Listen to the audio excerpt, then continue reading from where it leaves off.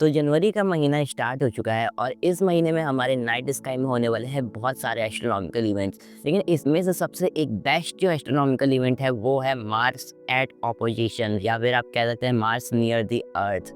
ये हर 2 साल में एक बार होने वाला इवेंट है जिसमें मार्स हमारे अर्थ के बहुत क्लोज आ जाता है, जिसको हम लोग अपने नेकेड आई से लेके अपने टेलीस्कोप तक से देख सकते हैं, जो कि बहुत अच्छा लगता है। मुझे याद है मैंने 2022 में और 20 में मैंने जो है मार्स को कैप्चर किया था, तो मार्स बहुत ब्यूटीफुल लगता था। साल 2018 में भी एक बार मार्स हमारे नाइट स्काई में बहुत क्लोज आया था और ये रेड कलर के रूबी की तरह लग रहा था। लेकिन अगर आपने साल 2020 में मार्स को देखा है और साल 2024 में आप मार्स को देख रहे हैं, तो आपको एक डिफरेंस पता चलेगा कि जो साल 2020 वाला मार्स था वो बहुत ब्राइट था, लेकिन साल 2024 वाला जो मार्स है वो बहुत फेंट है। मतलब तभी विजिबल है, इसका मैग्नीट्यूड नेगेटिव में गया हुआ है, लेकिन स्टिल इसका जो ब्राइटनेस है वो 2020 वाले मार्स से बहुत फेंट है। 2020 वाला मार्स अगर आप याद करेंगे तो वो जो है वीनस की तरह आसमान में लगता था, लेकिन इस बार जो हमारा मार्स 2024 में हम लोग को दिख रहा है वो थोड़ा सा फेंट दिख रहा है। ऐसा क्यों हो रहा है ये मैं आपको वीडियो में आगे बताऊंगा। लेकिन ये पूरा हफ्ता यानी कि 11 जनवरी से लेके 17 तारीख के आसपास का जितना समय, ये बेस्ट टाइम है हमारे मार्स को ऑब्जर्व करने का एक टेलीस्कोप से।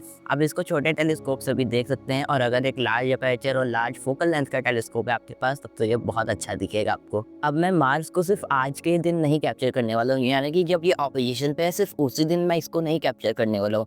इससे पहले मैंने अप्रैल के स्टार्टिंग से, यानी 2024 का जो अप्रैल स्टार्ट हुआ था, तब से मैंने मार्स को ऑब्जर्व किया और तब से लेके अभी तक मैं इसको कैप्चर करते हुए आ रहा हूँ हर महीने में। और मैं आपको उसका एक टाइम लैप्स दिखाना चाहता हूँ जिसमें मार्स हम लोग का अप्रैल में कैसा दिख रहा था और ये अभी कैसा हो गया, क्योंकि मार्स जो होता है वो अपना फेसेस चेंज करता है, जैसे हमारे मून और वीनस करते हैं सेम उसी तरीके से। लेकिन मार्स हमारा क्रेसेंट मून की तरह नहीं बन जाता, लेकिन हम लोग को मार्स बहुत अच्छा सा देखने को मिलता है। मैंने 2022 में भी ऐसे ही अपने 50 mm के टेलीस्कोप से मार्स को ऑब्जर्व किया था बहुत महीनों तक, और उसका मैंने एक टाइम लैप्स बनाया था जिसमें आप देख सकते हैं मार्स कैसे अपना फेसेस चेंज कर रहा था। और इस साल हमारे पास एक लार्ज अपर्चर का टेलीस्कोप है जिससे हम लोग और भी अच्छा इमेज निकाल पाएंगे। तो आज मैं यही कैप्चर करने वाला हूँ कि मार्स जो है अपना सरफेस कैसे चेंज करता है पूरे अप्रैल से लेके हमारे जनवरी तक, और इसके बाद भी मैं इसको कैप्चर करूंगा यानी जनवरी से लेके अप्रैल मई तक, जिसमें मार्स और भी हम लोग को चेंज होते हुए उसका फेस दिखाई देगा। और इसी के साथ मेरा आज का एम रहेगा मार्स के साथ साथ उसके 2 मून्स को भी कैप्चर कर पाने का, जिसका नाम डिमोस और फोबोस है। जो फोबोस है वो थोड़ा सा ब्राइट है, लेकिन ये दोनों ही मून का जो मैग्नीट्यूड है वो जो है 13 तक गया हुआ है, यानी कि ये ऑलमोस्ट प्लूटो की तरह नजर आते हैं हम लोग को स्काई में देखने पे। वैसे तो ये टेलीस्कोप से आपको दिखेंगे नहीं क्योंकि इसके जस्ट बगल में मार्स रहता है, और मार्स इतना ब्राइट हो जाता है कि हम लोग इसको कैप्चर ही नहीं कर पाते। और ये ऑपोजिशन का टाइम है तो थोड़ा सा हमारे पास चांस पड़ जाता है कि हम लोग इन दोनों में से किसी एक मून को हम लोग कैप्चर कर पाएंगे, और कोई पहला इंडियन ऐसा इंसान होने वाला है जो कि मार्स के मून को कैप्चर करने वाला है, वो भी अपने डिसेंट से सेटअप से। आपको पता ही है मेरे पास कोई डेडिकेटेड एस्ट्रोनॉमी कैमरा अभी तक नहीं है जिससे मैं एक अच्छा इमेज निकाल पाऊँ मार्स का। लेकिन आज हम लोग जो है मार्स के साथ साथ उसके मून को भी कैप्चर करने का एटलीस्ट ट्राई करेंगे कि जो भी इमेज हमें मिल पाए उन दोनों में से किसी एक की, वो हम लोग आपको आज दिखाने वाले हैं। तो यहाँ पे मैंने रखा हुआ अपने टेलीस्कोप का माउंट, और थोड़ी ही देर में मार्स इधर से राइस होके ऊपर आएगा। बाकी इधर हमारा फ़ोन रखा है जिससे मैं सारी चीज़ें कंट्रोल करने वाला हूँ, और इधर हमारे आईपीस रखे हैं, और लैपटॉप मैंने रखा है जिससे मैं डायरेक्ट डाटा इधर से कैप्चर करूँ तो मेरे फ़ोन के साथ साथ डाटा इसमें आता रहे, जिससे स्पेस मेरे फ़ोन का ना भरे। क्योंकि प्लानिटरी फोटोग्राफी में हम लोग को बहुत ज़्यादा लॉन्ग एक्सपोजर लेने की ज़रूरत नहीं होती है, लेकिन स्टिल हम लोग को अगर इमेज को डिरोटेट करना है तो हम लोग को कुछ समय का डाटा इसमें लेना होगा, जो कि सिर्फ स्मार्टफोन में ले पाना बहुत मुश्किल रहता है। तो मैं डायरेक्ट फ़ोन से कैप्चर करके लैपटॉप में उसको शेयर करता रहूँगा। बाकी इधर मैंने एक बहुत अमेजिंग चीज़ बनाई है, मैं आपको दिखाता हूँ। तो ये है मेरा 9 mm का आईपीस, आप देख सकते हैं, और इसको मैंने यहाँ पे एक चीज़ बनाया है, ये देखिए। ये है एक ऑकल्टिंग डिस्क। जी हाँ, ये एक ऑकल्टिंग डिस्क है, यानी कि मार्स जो रहेगा वो हमारे इस चीज़ के डायरेक्ट पीछे चला जाएगा। मैं आपको दिखाता हूँ फोकस करके।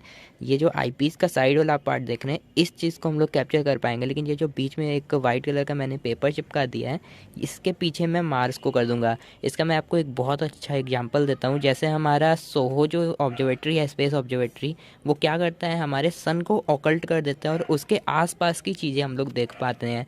और इसी तरीके से जैसे हम लोग मार्स को ऑकल्ट कर देंगे अपने इस आईपीस से, तो हम लोग को मार्स के आसपास की चीज़ें बहुत अच्छी दिखेंगी, अगर हम लोग मार्स को ओवर एक्सपोज भी कर देते हैं तब भी। और इसको बनाना बहुत आसान है। आपको एक सिर्फ ऐसा पतला सा एक पेपर लेना है या फिर कार्डबोर्ड का पीस, और उसको अपने आईपीस के बिल्कुल सेंटर में लगा देना है। और उसके बाद आप इसको यहाँ पे रबर बैंड या फिर अपने कोई भी चीज़ से आप इसको चिपका सकते हैं। एंड उसके बाद आप जो है प्लैनेट मार्स को ऑकल्ट कर सकते हैं और उसके साइड की चीज़ों को आप ओवर एक्सपोज करके देख सकते हैं। बाकी थोड़ी देर में मार्स हमारे स्काई में आने वाला है, तब तक मैं आपको दिखाता हूँ मार्स अभी है कहाँ।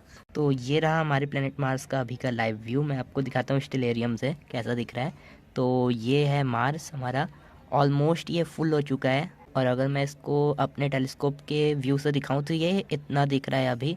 और इसको मैं अगर चेंज करूं आईपीस का साइज़, तो मैं आपको दिखाता हूं। अगर मैं आईपीस को चेंज करूंगा और 9 mm आईपीस मैं यहाँ लगाऊंगा तो हमारा मार्स कुछ इतना बड़ा हमारे टेलीस्कोप में दिखाई देगा।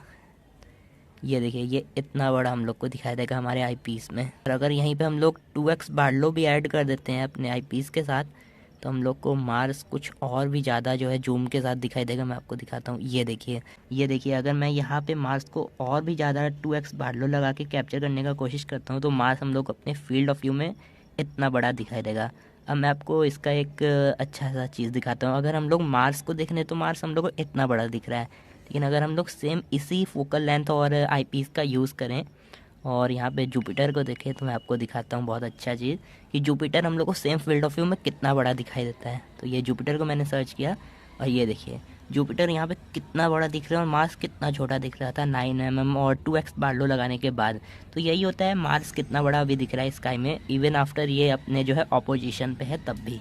तो जल्दी से मैं यहाँ पे अपने टेलीस्कोप को जो है लेवल करता हूँ, जिससे हम लोग ट्रैकिंग और अच्छे से अपने आईपीस के साथ कर पाएंगे अपने टेलीस्कोप को, जिससे मार्स बहुत अच्छा दिखेगा। काफ़ी इसमें डस्ट बैठा हुआ है क्योंकि बहुत दिन से मैंने इससे ना डीप स्काई किया ना प्लानिटरी किया है, लेकिन आज हम लोग डेडिकेट एस्ट्रोफोटोग्राफी से करने वाले हैं थोड़े ही देर में। एंड आप में से बहुत से लोग ये भी पूछ रहे थे कि मैं कौन सा सॉफ्टवेयर यूज़ कर रहा हूँ स्टैकिंग करने के लिए हमारी इमेज को। तो मैं पिप और रैगस्टैक कभी बार यूज़ करता हूँ। पिप तो मतलब करना ही पड़ता है, बाकी ये सबसे अच्छा सॉफ्टवेयर है हमारा एस्ट्रो सरफेस। इससे आप सारे काम कर सकते हो, जैसे पिप का काम जो भी होगा वो आप इसमें कर सकते हो। अलाइन कर देगा ये आपके वीडियो को और स्टैकिंग कर देगा, एंड फाइनल टच देना होता है इमेज को वो भी आप इस सॉफ्टवेयर में दे सकते हो। तो ये सारे चीज़ का कॉम्बो है। मैं इसको सबसे ज़्यादा यूज़ करता हूँ क्योंकि इसमें सारी चीज़ें आप एक बार में कर सकते हो। ऐसे आपको बार बार शिफ्ट नहीं करना होगा दूसरे सॉफ्टवेयर में। इसमें आप डायरेक्ट आइए, पिप का काम ये कर देगा, रेग स्टैक का ये काम कर देगा, ऑटो स्टैकर का ये काम कर देगा। सारा काम आपका ये सॉफ्टवेयर कर सकते हैं। आप इसका लोगो देख सकते हैं, आप इसको डाउनलोड कर सकते हैं। ये फ्री ऑफ कॉस्ट है, कहीं से भी आप डाउनलोड करके इसको यूज़ कर सकते हैं। बहुत अच्छा सॉफ्टवेयर है ये। तो वहाँ रहा हमारा प्लैनेट मार्स, बहुत ब्यूटीफुल सा विजिबल हो रहा है रेड कलर में। आप देख सकते हैं ये रेड कलर का दिख रहा है, बाकी जुपिटर का कलर बिल्कुल ही अलग है यहाँ पे, और ये रेड कलर में थोड़ा सा दिख रहा है। और मैंने अपने टेलीस्कोप को पॉइंट कर दिया है उसके ऊपर। अभी ये पॉइंट तो नहीं कर रहा, लेकिन ये उसी के आसपास है। मैं आपको दिखाता हूँ। यहाँ पे हम लोग अपने हैंड कंट्रोलर में जैसे कि सोलर सिस्टम वाले ऑप्शन में जाके मार्स लिखेंगे तो हमारा टेलीस्कोप मूव होएगा, ये मार्स पे जाएगा। अब इसमें मार्स आएगा एंड आने वाला है, एंड ये देखिए, ओके थोड़ा सा आगे चला गया।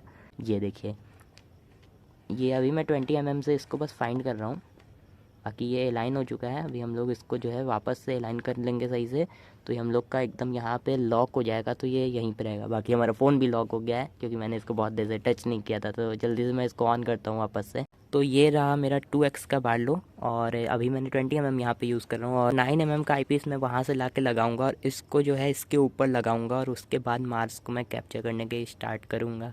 तो ये रहा मेरा 9 mm का आईपीस, और उसके ऊपर मैं यहाँ पे लगा रहा हूँ 2x का बार्लो, और अब मैं इसको यहाँ पे जो है अटैच करूँगा जल्दी से। एंड सारा चीज़ होने के बाद कुछ ऐसा हम लोग का ये लुक दे रहा है। एंड अब मैं इसको यहाँ पे लगाऊंगा। यहाँ पे आप ध्यान देना, मैंने डायगोनल नहीं यूज़ किया, मैं डायगोनल नहीं यूज़ कर रहा हूँ, एंड डायरेक्ट यहाँ पे लगाऊंगा, और उसके बाद इन दोनों स्क्रू को मैं टाइट करूँगा।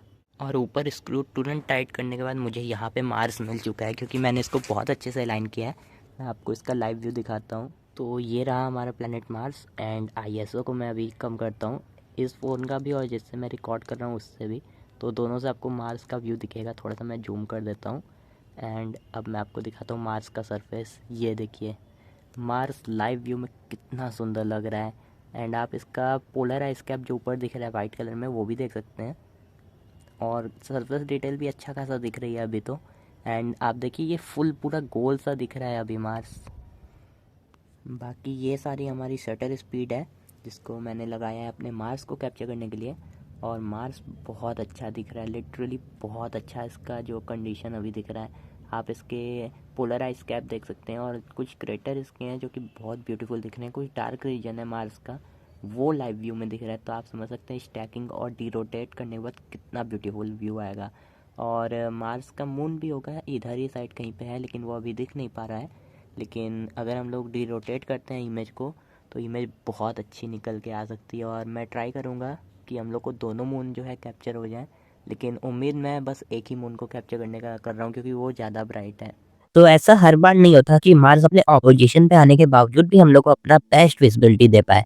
आप इस इमेज से ये पता लगा सकते हैं कि मार्स जो 2018 में हम लोग के अर्थ के क्लोज आया था और ऑपोजिशन पे आया था, वो कैसा नजर आ रहा था। उसका साइज बहुत ज़्यादा बड़ा था और उसका जो अपेरेंट मैग्नीट्यूड था वो भी -2.9 तक गया हुआ था। लेकिन जो 2024 में मार्स हमारे आसमान में दिख रहा है, उसका अपेरेंट मैग्नीट्यूड सिर्फ 1.4 तक ही रह गया है। और इसी के साथ आप ये भी देख सकते हैं कि इस साल का जो मार्स है वो काफी छोटा हम लोग को विजिबल हो रहा है अपने टेलीस्कोप से देखने पे। तो ये सारी चीजें जो भी हो रही हैं, ये सब मार्स और अर्थ के जो ऑर्बिट है उसके कारण हो रही है। हर 2 साल में मार्स और अर्थ अपने एक ऐसे पॉइंट पे आ जाते हैं जिसपे वो दोनों एक दूसरे से काफी क्लोज होते हैं, लेकिन ये दूरी हर बार एक सेम डिस्टेंस पे नहीं होती है। कभी मार्स अर्थ के बहुत क्लोज रहता है तो मार्स कभी बहुत दूर रहता है, लेकिन ये दोनों ऑपोजिशन पे जरूर आते हैं। लेकिन मार्स का ऑपोजिशन चाहे कितना भी दूर रहने वाला हो, मैंने इस साल जो है मार्स को बहुत अच्छे से कैप्चर करने का ट्राई किया है। एटलीस्ट मैंने ऐसा कैप्चर किया है कि हम लोग को उसका सरफेस डिटेल अच्छा खासा दिख जाए। तो ये है प्लैनेट मार्स का लाइव व्यू, और इसको मैंने जब पिप में अलाइन किया तो ये कुछ ऐसा नजर आ रहा था।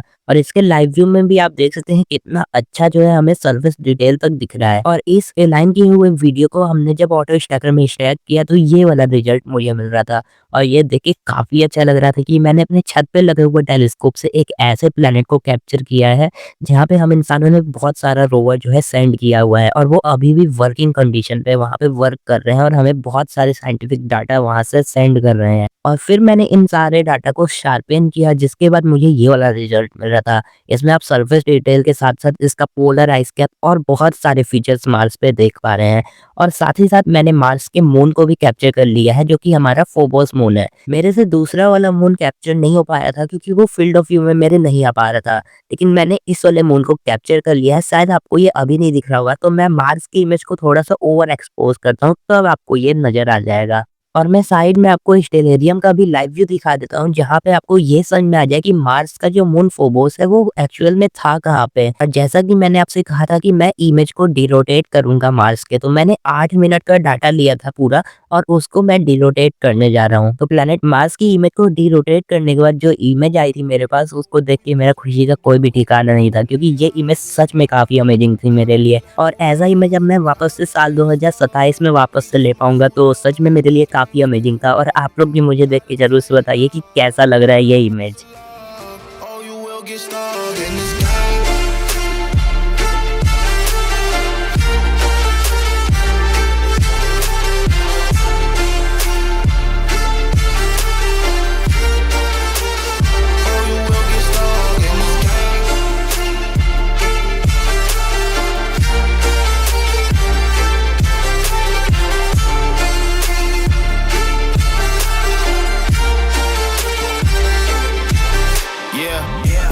Falling, I'm balling on top of that mountain. I'm on and I'm calling my mom and tell her I'm good. I'm surrounded by family like back in the hood. I was falling from grace, I was misunderstood.